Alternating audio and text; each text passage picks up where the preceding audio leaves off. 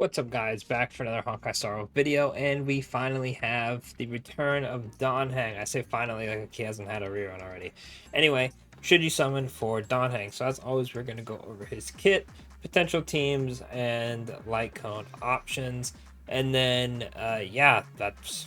And then I'll tell you if you should summon or not. So, Heng is a older character, right? He's a 5-star imaginary destruction character. Very cool design, right? And one of the few characters where we have two of him, right? The new Tingyun is another character like that, where we have a 4-star Heng, and now we have a 5-star Heng. I will say this is a very, very cool thing, because it does suck when you have a 4-star character that kind of falls off. Like, OG Heng wasn't too crazy. When Imbibitor Lunae came out, he was like the best DPS in the game. It was crazy. Now, you know, times have changed, but let's go over his kit nonetheless. So, how his basic attack works, right? He's going to have a bunch of those, so we will actually be going over those second. So let's start with his skill. So enhances your basic attack. Enhancements may be applied up to 3 times, meaning he has a normal, a level 1, level 2, level 3, right? Using this ability does not consume skill points. It is not considered as using a skill. Enhance once, you become Beneficent Lotus, which is normal basic, becomes Transcendence. Then after that, you do 2, you get Divine Spear. Then 3, you get Fulgurant Leap. When using Divine Spear or Fulgurant Leap, start from the 4th hit. 1 stack of Outroar is gained before every hit. Each stack of Outroar increases Heng's crit damage by 12% for a max of 4 stacks. This means that Heng can get a total of 48% crit damage for free. That's pretty damn good. Now, his basic attacks do it. Uses a 2-hit attack that deals magic damage equal to 100% of Heng's attack to a single enemy target. Enhance it once, and you get a 3-hit that deals 260% of Heng's attack to a single target. Then, enhancing it twice, uses a 5-hit attack and deals magic damage equal to 300% of Heng's attack to a single target enemy. From the 4th hit on, simultaneously deal magic damage equal to 60% of Heng's attack to adjacent targets. Then, enhancing it to its full power, you get a 7-hit attack that deals magic damage equal to 500% of Heng's attack to a single enemy target. And from the 4th hit, you do 180% of his attack to adjacent targets. Meaning you will want to use the last one, meaning he will use 3 skill points per attack to get the max damage. Then his talent for each hit dealt during an attack on Heng and Lunae gains 1 stack of Brightest Heart, increases damage by 10%. This effect can stack up 6 times, lasting until the end of his turn. So pretty much you get the big attack off, you get a 60% damage increase. That's pretty damn nice. That's pretty damn nice. 6% damage increase, a 48% crit damage buff, and then you're just doing a bunch of damage. So that's pretty nice. Then his ultimate uses a 3-hit attack and deals magic damage equal to 300% of Heng's attack to a single enemy target. At the same time, deals magic damage equal to 140 of Heng's attack to adjacent targets. Then obtains 2... Yep, I can say that word. Squama Sacrosenta. Yep, I said that right, hopefully. It's possible to hold up to 3 stacks of this, which can be used to offset Heng and Lunae's consumption of skill points. Consuming is considered equivalent to consuming skill points. So pretty much what this does is if you were to ult, you get 2 stacks. Then when you use his skill, to use the 3 skill points to enhance it, you only use 1 skill point because it's going to be using his ult stacks. So you want to be ulting as much as possible so you're not using up all your skill points and can use it on other characters. Then his technique. After using his technique, Heng enters the Leaping Dragon state for 20 seconds. While in the Leaping Dragon state, using his attack enables him to move forward rapidly for a set distance, attacking all enemies he touches and blocking all incoming attacks. After entering combat via attacking enemies in the Leaping state, Lunae deals magic damage equal to 120% of his attack to all enemies and gains 1 funny word, his passive from his ult, right? So you pretty much would be starting the fight with Heng, so he would have to use 2 skill points instead of 3 for his first attack.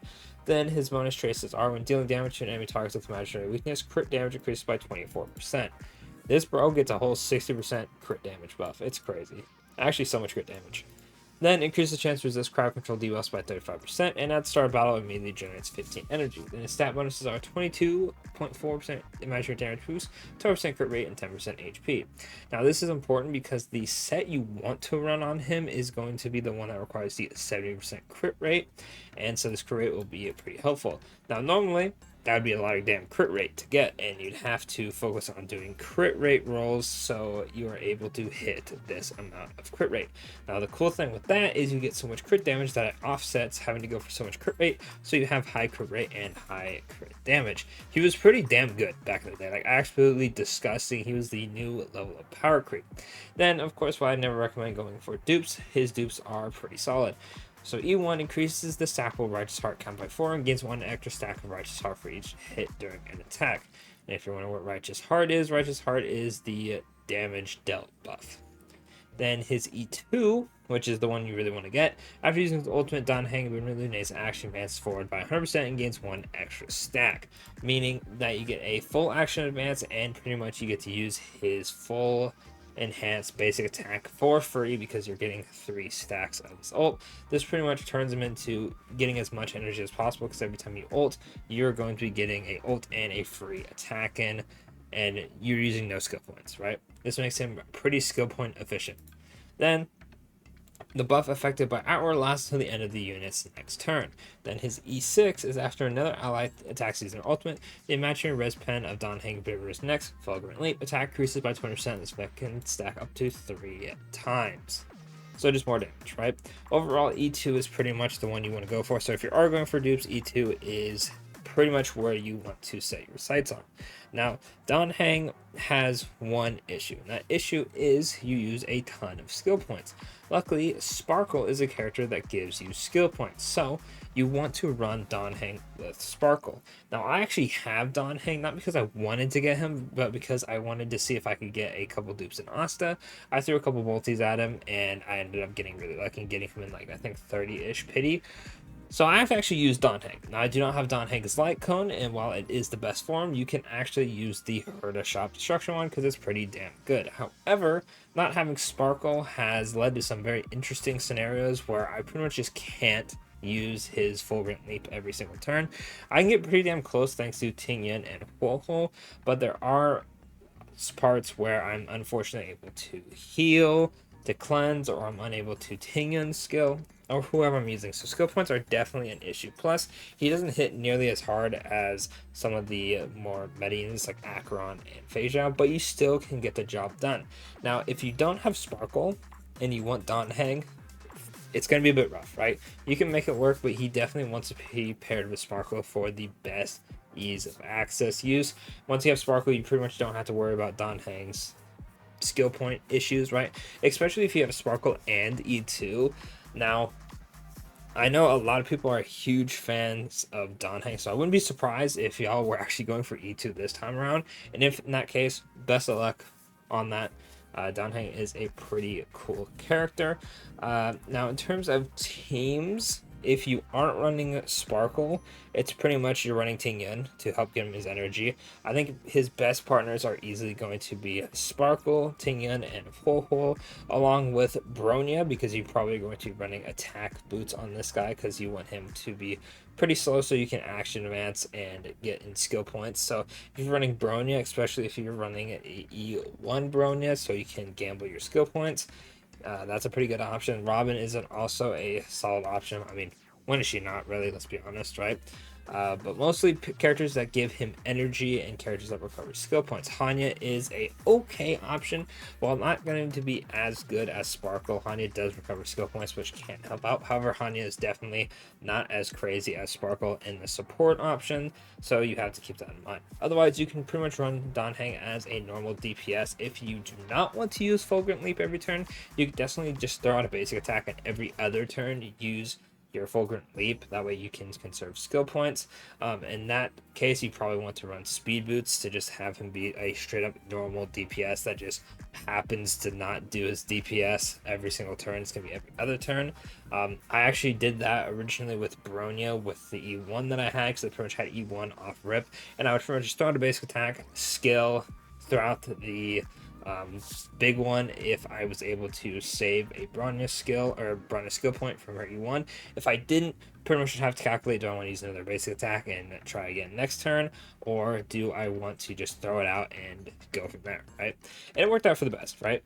But other than that, that's pretty much going to be it for the video. In terms of should you summon, it really depends. He's pretty much at the point of being an outdated DPS, pretty much useless. And I wouldn't say useless in Pure Fiction, you can use him, but it's going to be very, very rough because of how long Pure Fictions last. And if you end up starting to consume too many skill points, you're going to be left in a little bit of an awkward situation. In terms of MOC and Apocalyptic Shadow, he is still pretty solid in those modes.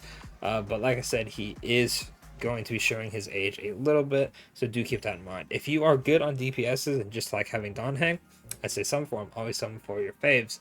But yeah, I personally wouldn't recommend summoning for him just because all he really does is, you know, do damage, and we're starting to slowly get characters who are just doing more damage than him, or heck, even characters who are DPS slash sub DPSs that actually have some support to them, such as like Firefly, who's a DPS but implants fire weakness, and that's just going to be a bit rough on Don Heng, who doesn't have any support capabilities. But like I said, other than that, that's pretty much going to be it for the video. Best of luck if you do summon for Don Heng. If you're going for dupes or his light cone, best of luck on that. Me personally, even though I do have Don Heng, I'm going to pass on his light cone. I think I've gotten most of the use out of him that I could. Now, I might have a video going over gameplay of Don Heng coming out before the patch. However, my Don Heng is in a weird spot where I could run a crit rate chest piece and I will have like 98% crit rate and only like 110 crit damage, which isn't too great. Or I could do a crit damage chest piece and I get closer to like 180, I believe. But then I'm just shy of the crit rate needed, so I'd have to run Fushuan, except for Fushuan isn't really a great partner for him, so I want to run Ho-Ho, and it's just a lot of unfortunate circumstances, along with the fact that I don't have Sparkle, so I feel like doing a video on him wouldn't really show him in the best of light. So we'll see if I get some good runs that really can show off Don Heng's potential, but if not, I probably just won't release a video, and then we'll have Rappa summons. So yeah, don't forget to like and subscribe so you don't miss out on those, and I will catch y'all in the next one. Thanks for watching.